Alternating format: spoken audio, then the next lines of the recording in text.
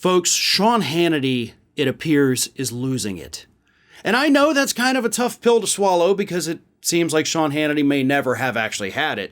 But this past week, he absolutely just kind of went off the deep end to the point where he was begging his audience to vote for Republicans. Doesn't matter which Republican it is. Doesn't matter if it's not your preferred candidate. If your person lost the primary, I don't care. Vote for Republicans to save us all. Here he is begging his audience to be good, loyal little Republicans. Take a look. Like to call it. So let's be clear. This is not a guaranteed wave election.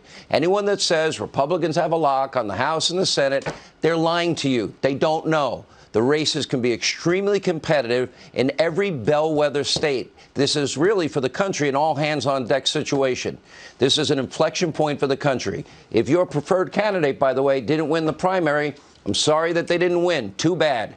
But if you don't support the Republican in the race, you're going to get the government you deserve, and that government will be run by far-left climate alarmists.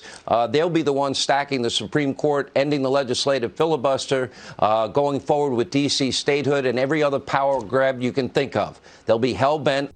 You know, I gotta tell you, the picture that Hannity is painting there of what these so-called climate alarmists want to do to this country, these far-left lawmakers, I kind of like all of that. Right? I mean, doesn't that sound like a good thing? Listen, Hannity has always been a pro-Republican guy. There's no question about that. We've known that. He makes no qualms about being a Republican and voting Republicans. But what he did there in that clip is something that I don't think have ever really seen before. He turned his Fox News program into an infomercial for the entire Republican Party. Like, I feel, and this, trust me, I've been somebody who's been paying attention to this guy for 18 years. I feel like he finally crossed over that line, right? Instead of just vaguely implying that Republicans are great and Democrats are the devil, this guy straight out came out and did a campaign for Republican politicians. And it's totally fine. Like, nothing can happen. Well, you can't get him booted off the air for that because he's a commentary program. It's just nuts that he is out there saying, it doesn't matter who, you got to vote for Republicans. You can only vote for Republicans. Even if your preferred candidate lost and now you've got an extremist there, I don't care. Just do whatever. I mean, hell, even I, as a partisan person not on network TV, have never said, you have to vote for the Democrats no matter what. I've never said that. I've never said vote blue no matter who. I will, however, encourage everybody to never vote for a Republican. But beyond that, what you do from there is up to you. Just don't vote for Republicans. That's as far as I'm going to go in telling people how to vote. But Hannity absolutely just stepped over that line. And nobody cared. His audience understands it. They know who he is. But I do find it funny that he's out there having to beg people to support the Republican Party because he's also paying attention to the polls. Right now, according to the aggregate polling data, Democrats are poised to pick up 3 seats in the Senate. So Republicans have kissed the Senate goodbye. They've already been cutting their ad spending, by the way, in battleground states.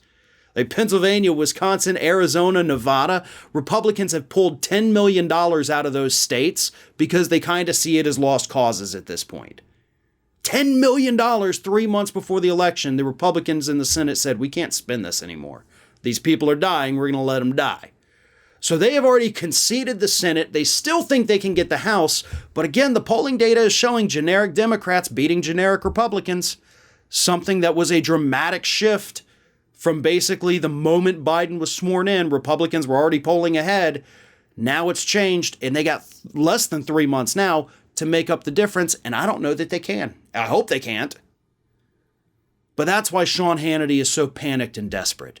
That's why he's pitching to his audience that all of these good things Democrats want to do, like lower your prescription drug prices, make a cleaner environment, get rid of the pollution that's making you sick.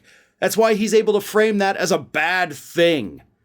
Like, that's what gets me. And honestly, you got to give Fox News some credit for being able to do that. They can take a good thing that a majority of the public supports and somehow paint it as the worst thing that could ever happen to this country.